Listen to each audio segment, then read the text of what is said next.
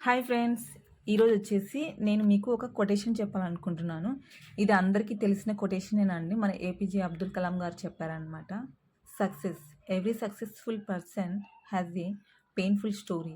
Every painful story has a successful ending. Accept the pain and get ready for success. Success అయిన ప్రతి person వెనుక చాలా up and downs అనేది, చాలా painful stories అనేసి ఉంటాయన్నమాట. ఆ పెయిన్‌ని వాళ్ళు ఎప్పుడైతే యాక్సెప్ట్ చేసి ముందుకు వెళ్తారో అప్పుడే సక్సెస్ అనేది చూస్తారనమాట. మన పెయిన్స్ యాక్సెప్ట్ చేసినప్పుడు మాత్రమే మన సక్సెస్ అనేది మనం రీచ్ అవుతామనమాట. మన గోల్స్ అనేది మనం అచీవ్ చేస్తామనమాట.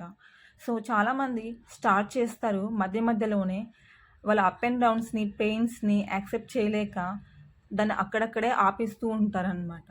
మనం ఇష్టంతో చేసే పని ఎంత పెయిన్‌గా ఉన్నాను ముందుకు సాగుతూ వెళ్ళిపోతాము. అప్పుడే మనం సక్సెస్ అనేది, మన గోల్ అనేది రీచ్ అవుతామనమాట.